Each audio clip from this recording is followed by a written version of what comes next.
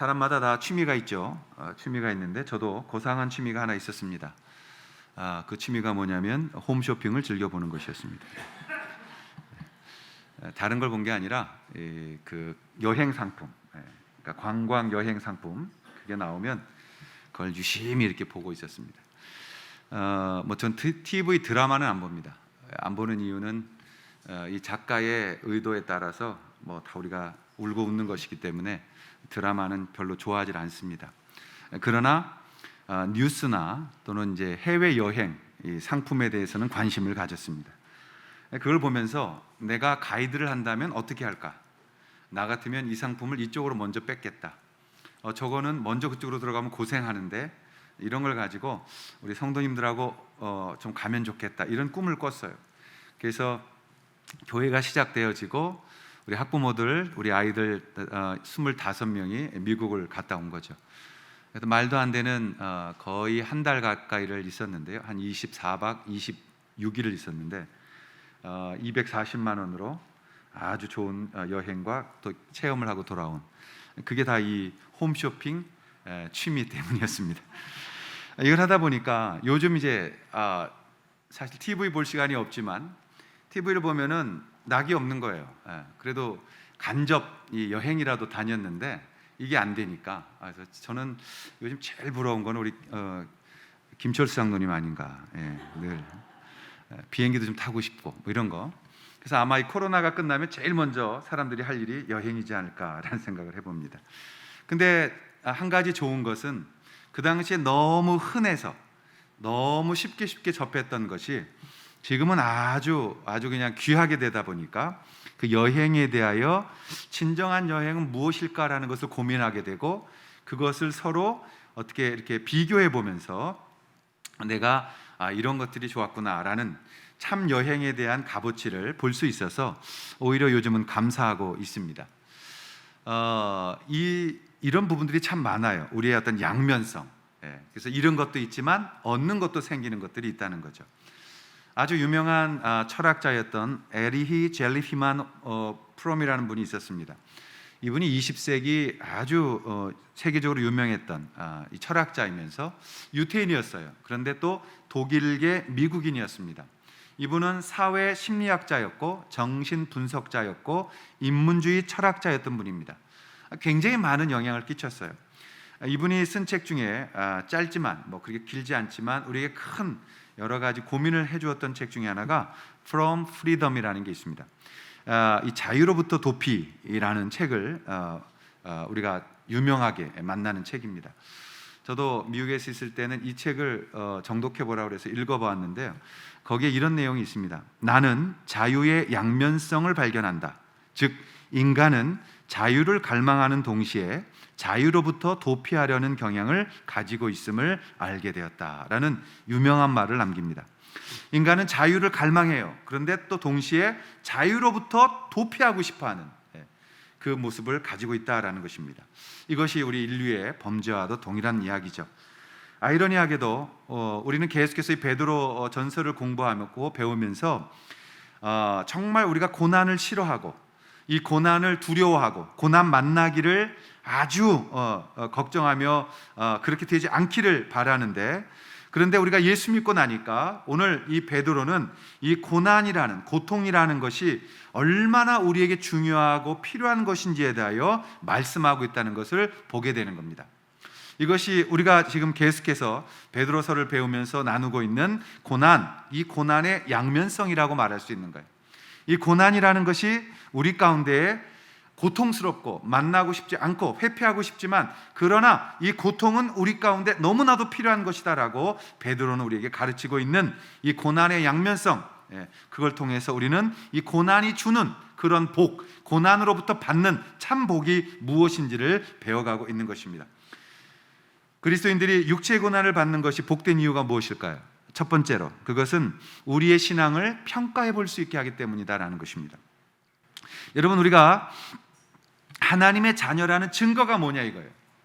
우리가 교회 다니고 성경 보고 예배 드리고 그러한 어떤 형식적인 고백만이 아닌 정말 우리가 하나님의 자녀가 되었다는 증거가 뭐냐? 그게 결정적이고 확실하고 위대한 이 증거가 고난입니다. 고난. 자, 그래서 베드로는 1절에 이렇게 말씀했죠. 우리 1절 한번 같이 읽겠습니다. 시작. 그리스도께서 이미 육체의 고난을 받으셨으니 너희도 같은 마음으로 갑옷을 삼으라. 이는 육체의 고난을 받은 자는 죄를 그쳤음이니 라고 말씀합니다. 여러분, 예수께서 육체의 고난을 받으셨다. 그리고 그 육체의 고난을 끝냈다는 거예요. 이 말은 무슨 뜻입니까? 우리가 육체로 범죄했고 영적인 죄와 육체적으로 다 죄를 범했기 때문에, 근데 우리가 이제는 예수 그리스도의 복음으로 인하여 온전하게 해방되어지고 이제는 믿음으로 살아가는 하나님의 자녀가 되었다라는 거죠. 근데 베드로가 이렇게 말해요. 육체의 고난을 받은 자는 죄를 그쳤다. 이 말은 율법을 준수하라는 말이 아니고 육체로 받은 고난을 받은 자, 즉 예수 그리스도로 인하여 예수가 받은 육체의 고난을 우리도 예수님 믿으면서 육체의 고난을 받고 있는 자들이라는 것은 이미 죄를 다 용서받은 자라는 것을 증명해내는 것이다라는 뜻입니다. 우리가 육체의 고난이 있어야만 정말 하나님의 자녀가 되었으며 예수 그리스도를 닮아가는, 예수님을 뒤따라가는 사람들이다라는 것을 알 수 있게 되어졌다는 것이죠. 여러분, 우리가 그 하나님 앞에서 범죄하고 하나님 앞에서 멀어졌을 때 우리는 정욕을 따랐던 것 아닙니까? 우리의 몸이 죄가 원하는 것들을 따라 살았던 것 아닙니까? 근데 그 죄의 권세가 어떻게 멈췄느냐? 그 죄의 권세가 어떻게 우리로부터 벗어지게 되어졌느냐? 그것이 바로 예수 그리스도의 육체의 고난 때문이다라고 오늘 말씀하고 있는 것입니다. 우리는 육체의 고난에 받으신 이유를 역사적으로 좀 한번 살펴보려고 합니다. 쭉 육체의 고난이 우리가 생겨진 이유를 따라 올라가면 우리는 아담과 하와를 만나게 됩니다. 그래서 아담과 하와가 하나님 앞에 죄를 범합니다.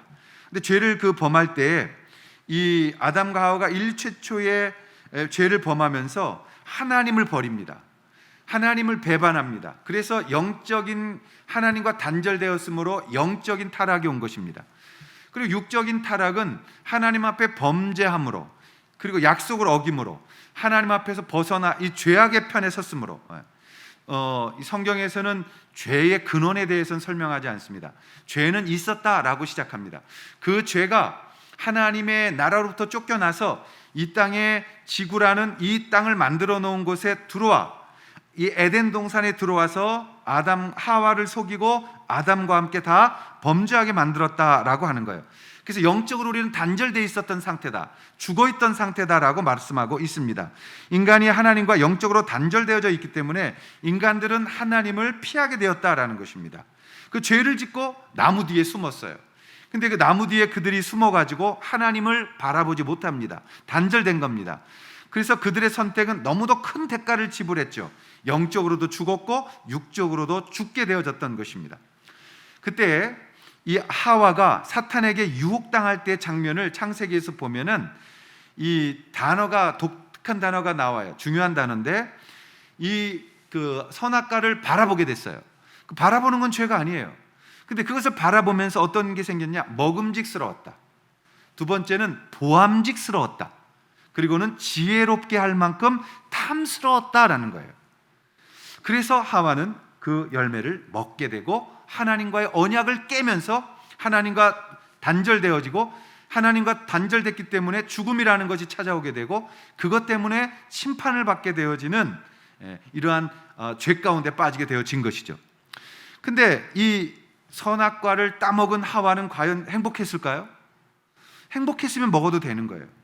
그런데 이 선악과를 따먹었던 이 여인은 두려워지기 시작했어요. 그리고 겁을 내기 시작했어요. 그동안 느끼지 못했던 공포감에 시달려요. 그러자 남편을 데려다가 너도 먹어, 너도 먹어 이렇게 하거든요. 그래서 여러분, 아내가 갑자기 먹으라고 내놓는 것 잘 살펴보고 먹어야 됩니다. 남편이 먹었어요. 왜? 보암직하고 먹음직하고 지혜로울 만큼 탐스러웠거든요. 그래서 그걸 먹어버린 거예요. 그러자 어떻게 됐습니까? 마귀가 속이는 가짜의 보암직, 먹음직, 지혜로운 할 만큼한 것들이 우리를 괴롭히기 시작한 겁니다. 거짓의 좋은 것을 쫓아다니는 타락한 존재가 된 것입니다. 그래서 우리가 돈과 명예와 권력, 그리고 스스로 망해져가는 그 모든 것들을 갖고 살아가는 사람들이 되어진 거죠. 여러분, 우리가 늘 고통스럽고 어려운 게 뭐예요? 이 세 가지 아니에요? 돈에 배신당하고, 권력에 배반당하고, 자기 욕망에 상처 입는 것, 그걸 우리는 굉장히 좋은 것이라고 따라다녔던 것 아닙니까? 그것 때문에 인생을 살았던 것 아닙니까? 그런데 결국 우리가 받았던 고통은 결국 이곳에서 나온 거예요. 마귀를 따라다닌 그곳에서부터 우리의 고통은 시작된 것 아닙니까? 근데 예수님이 이제 놀라운 일을 행하신 거죠. 어떤 거냐면 이 고난, 고통을 통해서 우리의 모든 죄를 용서하셨다. 그러므로 예수를 믿는 자들은 이 땅에 살아가는 동안 예수님이 당하셨던 영광의 고통, 영광의 고난을 맛보게 되어진다. 그걸 통해서, 고난을 통해서, 고통을 통해서 그리스도인들은 승리하게 되어지며 하나님의 자녀라는 사실을 모든 세상에 공포하게 되는 것이며 우리가 예수 그리스도를 따르고 있다는 것을 증명할 수 있는 삶이 되어질 수 있는 것입니다. 여러분, 우리가 원했던 것, 먹음직하고 보암직하고 지혜로울 만큼 탐스러웠던 것들을 쫓아다니게 되어지면 우리는 그대로 우리 인생은 육체 가운데 죽게 되어지는 것입니다. 그래서 오늘 베드로는 그 육체를 우리가 이제 이겼다라고 말씀합니다. 그리고 나서 2절 보시면 2절에 그 후로 다시 사람의 정욕을 따르지 않고 하나님의 뜻을 따라 육체의 남은 때를 살게 하려 함이라. 이제는 우리가 우리의 육체를 따라 살지 않고 하나님의 뜻을 따라 살아가는 자들이 되었다는 거예요. 근데 하나님의 뜻은 무엇이냐면 이 땅에서 고난이라는 걸 통해서 우리가 존귀한 믿음을 알고 고난이라는 것을 통해서 우리가 하나님의 자녀며 하나님의 영광을 안게 되어진다. 그것을 보게 되는 거예요. 그러니까 우리는 이 땅을 살아가면서 할 일이 뭐냐? 자기 부인을 하는 겁니다. 셀프 디나이얼 하는 거라고. 자기를 부인하는 거예요. 주님, 나는 의롭지 않습니다. 주님, 나는 밝지 않습니다. 주님, 나는 스스로 할 수 없습니다. 주님, 나는 교만합니다. 하나님 앞에 이 고백을 드리면서 우리는 이제 이 고통이라는 걸 만났을 때 그 고통을 만나면서 우리는 알게 되어지는 거죠. 고통은 쓰다. 그러나 이 쓴 것을 지나가면 하나님의 영광이 있다. 그리고 나는 영화롭게 된다는 것을 배우게 되는 것입니다. 그래서 고통이 올 때 여러분, 우리는 한 번씩 웃을 수가 있는 거예요. 왔네. 그럼 이번엔 또 하나님 어떤 일을 하실까? 그래서 우리가 이 고통이 왔을 때, 막 어떤 두려움이 왔을 때, 그때 여러분, 주님, 하나님 일하실 것인가는 어떤 일을 하실 것인가요? 라는 질문을 던질 수가 있는 거예요. 여러분, 그랬을 때 우리가 이제 하나님 앞에 이 고난을 통한 영광의 삶을 살아갈 때에, 자 3절에 보시면 너희가 음란과 정욕과 술 취함과 방탕과 향락과 무법한 우상 숭배를 하여 이방인의 뜻을 따라 행한 것은 지나간 때로 족하다. 저기에 음란, 정욕, 술 취함, 방탕, 향락, 무법한 우상 숭배, 모든 것들이 뭐냐? 이제 너희들이 예수 믿고 살아가는 삶 속에서 주도권을 마귀에게 빼앗기지 말라는 거죠. 너희들이 살아가면서 너희 인생을 마귀가 와서 망치지 못하게 하라. 그러한 육체적인 것들에 빠지지 말아라. 너는 나의 자녀다, 내 사람이다라는 것을 보여주시는 겁니다. 그래서 우리에게 예수 믿고 고난이 오면 기뻐할 수 있는 거예요. 왜요? 우리는 이제 새로운 가치관을 가졌습니다. 새로운 눈을 가졌습니다. 하나님의 마음을 가졌습니다. 그래서 이 고통은 나를 고통스럽게 할 수는 있으나 이 고통이 주는 유익은 장차 다가올 하나님의 영광, 그것은 이 고통과 비교할 수 없을 만큼 너무너무 귀한 것이다. 그래서 우리 그리스도인들은 이 고난이 올 때에 주님, 이길게요, 버틸게요, 승리할게요, 지나가게 해주세요. 그러나 이걸 통해서 하나님 만나게 해주세요. 그리고 내가 하나님의 자녀라는 사실을 분명히 더욱더 확실하게 알게 해주세요라는 영광의 고백을 드릴 수가 있게 되어지는 것입니다. 여러분, 우리에게 고난 옵니다. 그러나 이 고난이 올 때 우리는 거기에 무너져서 넘어져서 멈추는 것이 아니라 이제 압니다. 주님이 주님의 힘으로 이 고난을 걷게 하십니다. 나를 옆에서 들쳐 업으시고 걸으실 겁니다. 그리고 이 고난을 통과하게 하신 후 역시 너는 잘했어, 내 아들이야 라고 말하게 되어질 것입니다. 우리가 아이들 보면 못 걸어요. 띠뚱띠뚱 걸어요. 그럴 때 이렇게 붙잡고 걸어요. 그리고 아빠가 다 이렇게 걷게 하고선 안으면서 뭐라 그래요? 너무 잘했어. 너무 잘했어. 너는 정말 이제 잘 걷는구나. 라는 이 축복의 말을 할 수 있는 거죠. 하나님께서 우리 가운데 고난 주실 때 내버려 두지 않습니다. 우리가 능히 이기게 하십니다. 그리고 그 고난을 통과한 자들에게 하나님의 영광이 임하게 하시고 분명히 알지 너는 내 자식이라는 걸, 분명히 너는 입증했지 나의 귀한 아들 딸이라는 것을, 이 간증이 우리 가운데 있게 되어지는 줄 믿습니다. 그러므로 이 땅을 살아가면서 이제 주님의 관점에서 주님을 바라보며 이 고난은 하나님의 자녀가 됐다는 사실을 증명하는 것이므로 우리가 오히려 고난을 통해서 하나님의 은혜를 만나는, 그리고 그것을 이겨내고 하나님께 영광의 간증을 올려드리는 복된 우리가, 또 제가 여러분이 될 수 있기를 주님의 이름으로 축원합니다. 그러므로 정신 차리고 하나님의 자유를 누리고 선한 일을 하면서 주님의 기쁨으로 세상의 고통 이겨내실 수 있기를 주님의 이름으로 축원합니다. 자, 그렇다면 이 본문을 보면 갑자기 이제 6절까지 그 얘기를 하다가 7절로부터는 교회 얘기가 등장합니다. 베드로 사도가 무엇인가 의도하고 적고 싶은 것을 불렀을 텐데 7절부터 만물의 마지막이 가까웠으니 그러므로 너희는 정신 차리고 근신하여 기도하라. 그러면서 교회로 이 이야기를 끌고 들어옵니다. 왜 그랬을까요? 그리스도인들에게 육체의 고난이 복된 이유가 뭐냐? 두 번째, 그거는 고난은 우리에게 그리스도의 공동체를 필요로 하기 때문입니다.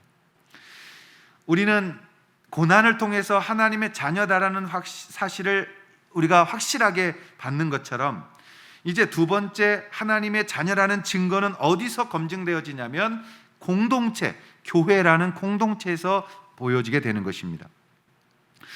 베드로는 그것을 말씀하고 있는 거예요.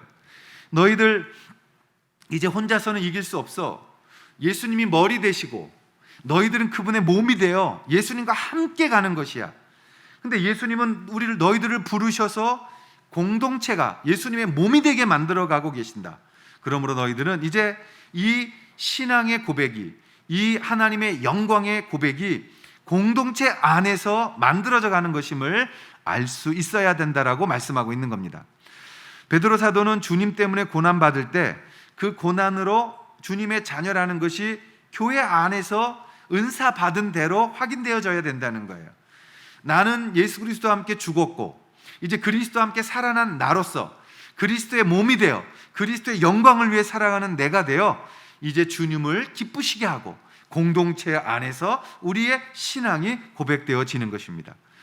여러분, 우리가 그 교회 안에서 하나님의 자녀라는 이 증거, 이 하나님의 자녀라는 이 놀라운 것들을 받기 위해서 두 가지를 우리가 기억해야 됩니다. 두 가지. 첫 번째, 7절에 보면 마지막 심판을 기억하며 살아가려는 것입니다. 여러분, 우리 공동체는 종말을 향해 달려가는 공동체가 교회입니다. 세상에 나가보시면 세상이 끝났다라고 말하는 데 없어요. 세상은 언제나 그냥 계속해서 keep going 하는 거예요. 앞으로만 계속 가라는 거예요. 거기 뭐가 있는지 상관없다고요. 오늘을 열심히 살아라, 즐겨라, 누려라, 먹고 마셔라. 그리고서는 심판에 대해서 말하지 않습니다. 그게 늘 하는 마귀의 짓입니다. 그러나 교회는 어떻게 합니까? 여러분, 우리가 그렇게 살면 안 됩니다. 왜냐하면 우리에겐 마지막이 있기 때문입니다. 심판이 있기 때문입니다. 두려운 하나님의 그 무서운 징계의 심판이 있기 때문입니다. 라는 이 절대적 기준을 제시하고 그 기준을 따라 살아가게 만드는 것이 교회 공동체라는 사실입니다. 그러므로 교회 공동체는 언제나 기억해야 될 것이 하나님의 존전 앞에 우리가 서 있다는 것을 기억해야 돼요. 종교개혁자들은 그 말을 코람 데오라고 썼습니다. 하나님 앞에서 마지막 때가 있음을 기억하는 거예요. 하루하루를 하나님 앞에 설 것을 준비하는 거예요. 오늘 정말 나 잘 살았어. 지금 주님 부르셔도 나는 감사할 거야. 그러나 가족들이 있으니 조금 더 내가 할 수 있는 일들을 다 하고 내가 내 소명을 마치는 것까지는 달려가고 싶어. 주님, 오늘도 깊은 잠에서 나를 치유하시고 내일 아침 눈을 떴을 때 주를 위해서 하던 모든 일들을 완수하게 해주십시오라는 매일매일의 코람데오, 하나님 앞에서의 삶을 우리가 살아갈 수 있는 훈련이 필요한 것입니다. 여러분, 심판대가 있음을 기억하십시오. 주님이 여러분을 마지막 심판하고 세상에 마음대로 살았던 저들을 마지막 심판하는 심판대가 있다는 것을 기억하십시오. 그 마지막 심판, 그것을 우린 두려워해야 되고 너무 가볍게 여겨서는 안 됩니다. 여러분, 이 심판은 받을 만하거나 또는 이 심판은 끝이 있는 것이 아니기 때문에 그렇습니다. 이것은 영원한 것입니다. 이것은 말로 할 수 없는 고통이 있는 것입니다. 그러므로 이 심판을 기억하고 주님 앞에 설 수 있는 연습이 우리 가운데 있어야 되는 것이죠.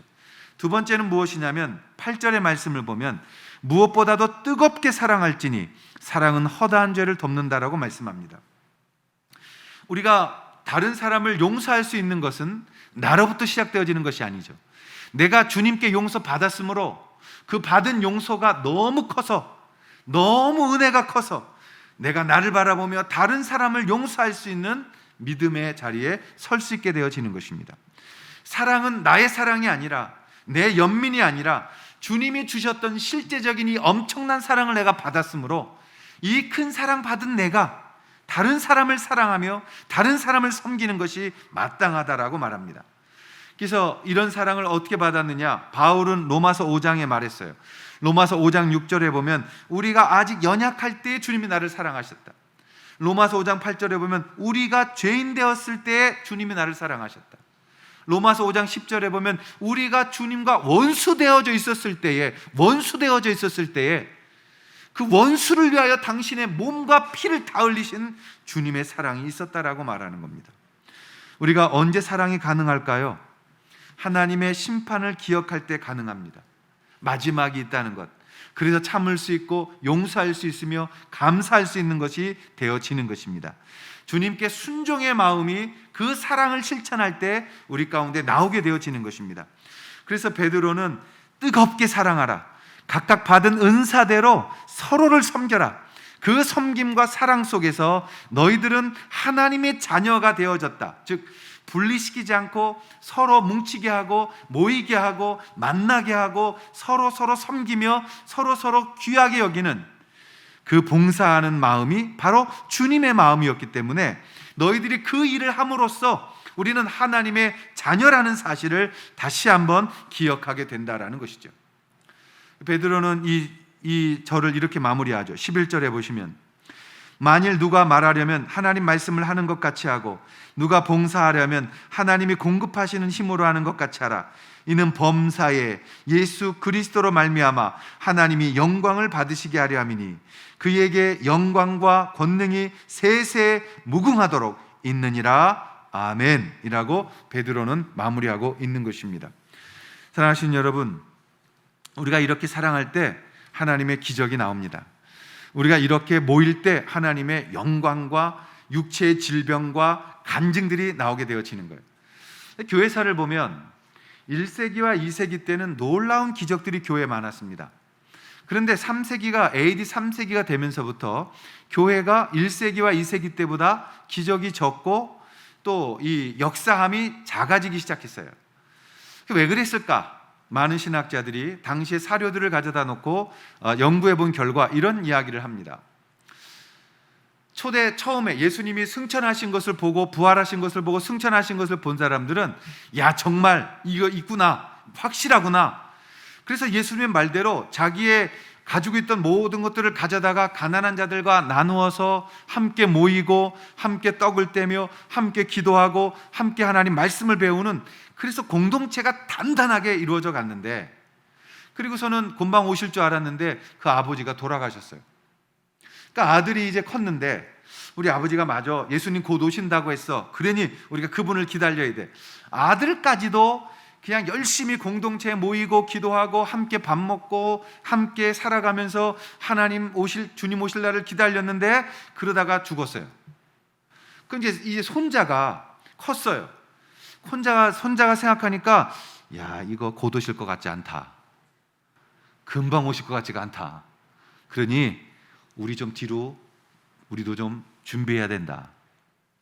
그래서 모이는 게 점점 줄어들고 밥 먹는 게 줄어들고 그리고 만나는 게 줄어들고, 그러니까 자연스럽게 기적과 역사가 사라져가는 것이죠. 교회의 영광은 어디서 오느냐? 모이는 것에서 오는 것입니다. 그래서 이 코로나가 우리가 뭐 음모론 같은 거 다 제거하고라도 코로나가 우리에게 가져다 준 건 양면성이 있습니다. 하나는 정신 바짝 차리고 교회의 본질로 돌아가라는 메시지가 있어요. 그러나 동시에 이 코로나 때 우리가 모이지 않고 우리가 더욱더 흩어져 버린다면 우리는 이 영광의 것들을 다 잃어버리게 되어지는 것입니다. 솔직히 말해서 여러분 교회에 와서 뭐 몇몇 교회가 실수했다고 치십시다. 예, 그분들이 열심히 특심이어서 밥 먹다가 옮겼을 수도 있고 그랬을 수 있어요.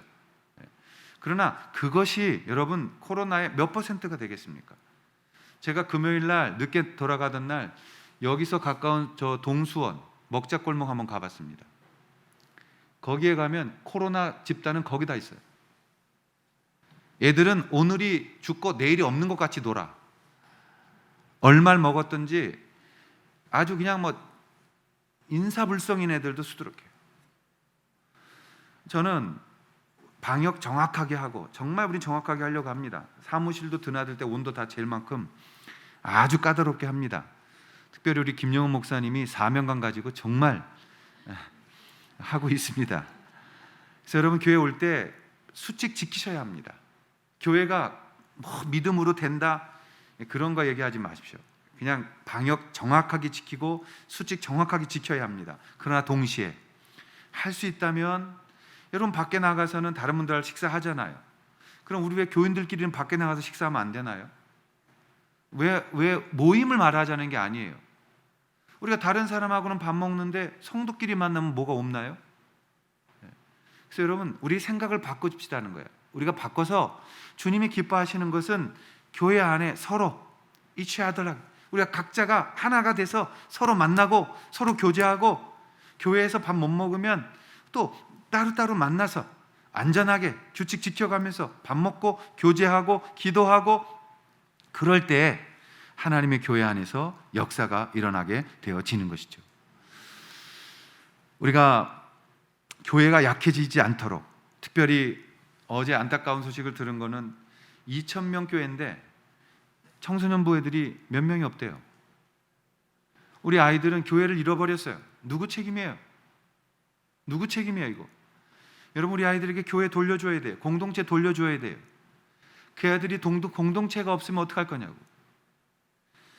우리가 하나님 앞에 기도하면서 저는 뭐 기도의 은사자들이 있다고 믿습니다. 친위의 은사자도 있다고 믿습니다. 저 또한 그런 걸 경험해 본 사람이고 그러나 중요한 건 그 은사자들만 모여서 기도하는 게 아니라 하나님 앞에서 정말 우리가 사랑으로 서로 모여서 그 사랑으로 손을 얹고 함께 기도하기 시작할 때 하나님의 치유와 하나님의 역사와 하나님의 놀라운 일하심들을 우리는 보게 되는 줄로 믿습니다.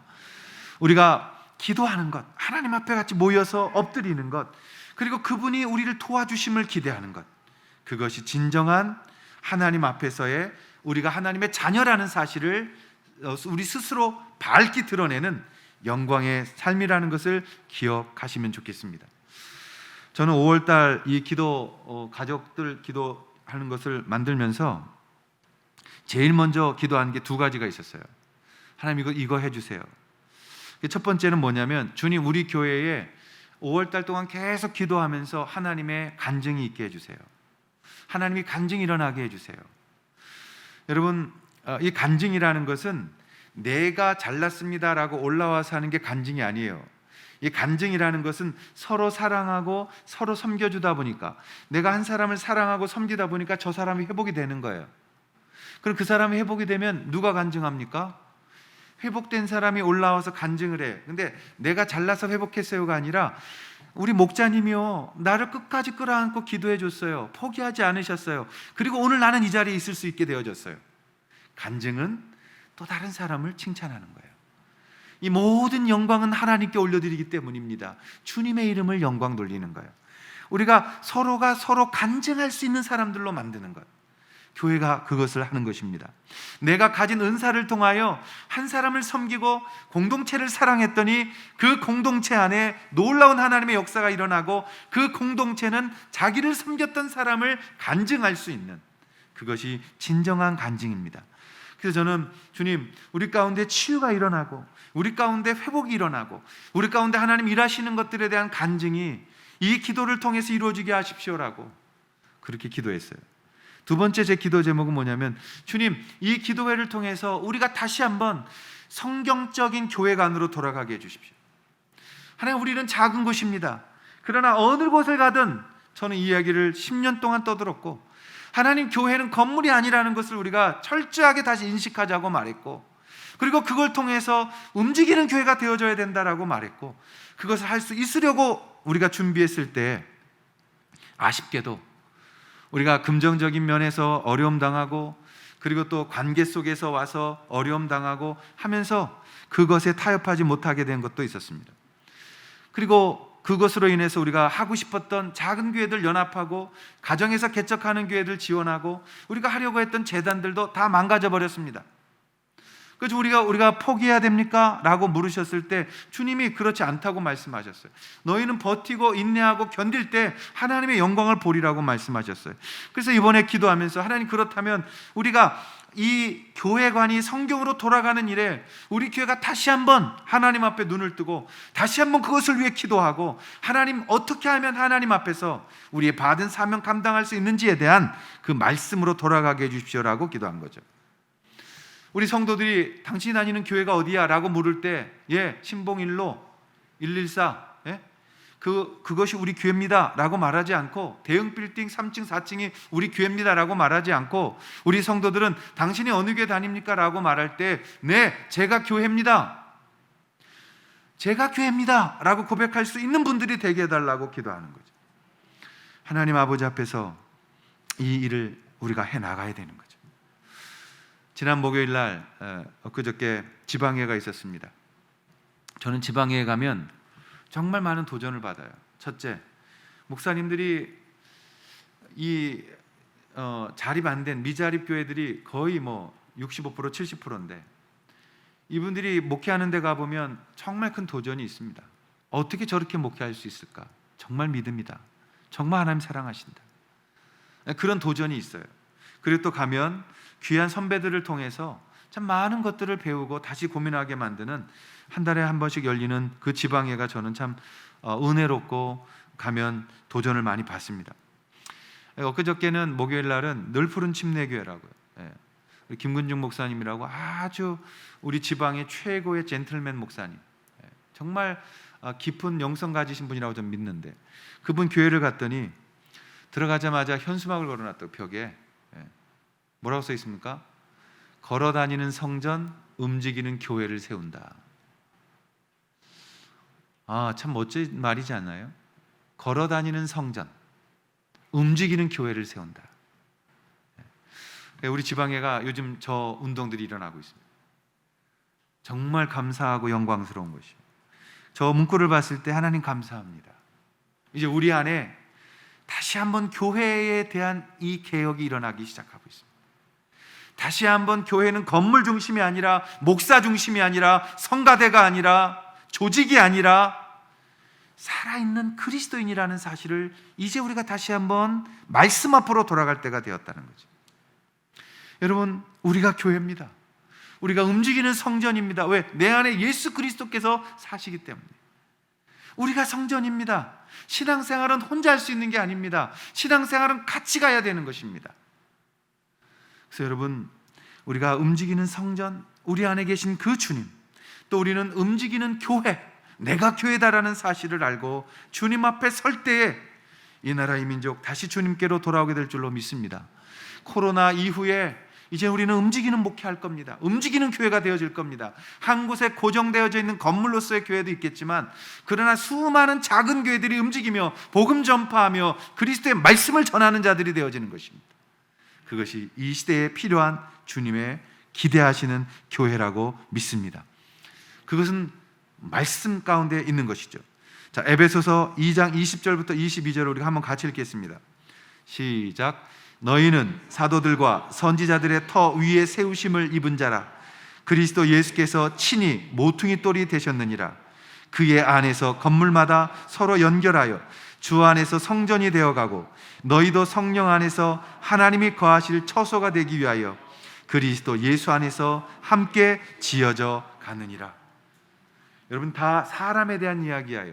사람에 대한 이야기인데 그들이 터 위에 세워지고 예수님이 중심돌이 되어져서 그 안에서 건물마다, 건물은 사람들이죠, 사람들마다 연결되어지고 성전이 되어가고 성령 안에 하나님 거하시는 처소가 우리 안에 만들어졌다는 것. 할렐루야. 이게 우리의 영광입니다. 하나님 우리와 함께 하십니다. 그리고 내가 교회이므로 내 안에, 당신 안에, 우리 안에 주님이 함께 하신다. 그 속에서 우리는 하나님의 자녀라는 사실을 다시 당당하게 고백하게 되어지고, 우리를 통하여 하나님의 나라가 확장되어지고, 그 확장되어진과 사역 속에서 우리는 고통도 고난도 있지만 그 고난과 고통을 통해서 하나님의 영광을 바라보며 세상의 어떤 것도 비교할 수 없는 그리스도의 은혜 가운데 서게 되는 것입니다. 사랑하신 여러분, 고난이 있을 수 있습니다. 그러나 목장 식구들이 같이 기도하고 같이 모여 같이 나누고 같이 하나님 앞에서 승리하게 되어지는 그 영광의 간증이 여러분 안에 있기를 바라고, 그걸 통해서 하나님이 우리 안에 역사하시는 것들을 우리도 날마다 체험해가는 이 승리가 있기를 주님의 이름으로 축원합니다. 주님 여러분 사랑하고 계시고 또 여러분의 상황 다 알고 계시고, 그러나 넘어지지 않고 계속해서 그 주님 의지하면서 이것을 극복하고 이겨내가고, 그리고 하나님의 영광 돌리는 간증의 삶이 되어지며 하나님 앞에 나아가는 복된 믿음에 서는 제가 여러분이 되시기를 주님의 이름으로 축원합니다. 기도하겠습니다. 다 함께 자리에 일어나셔서요, 아까 들으셨던 나의 기도하는 것보다 우리 찬양 드리며 나아가시겠습니다.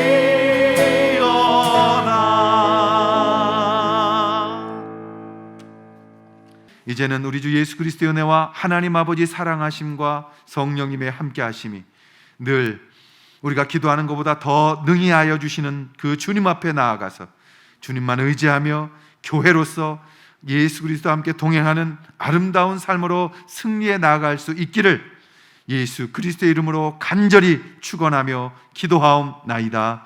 아멘.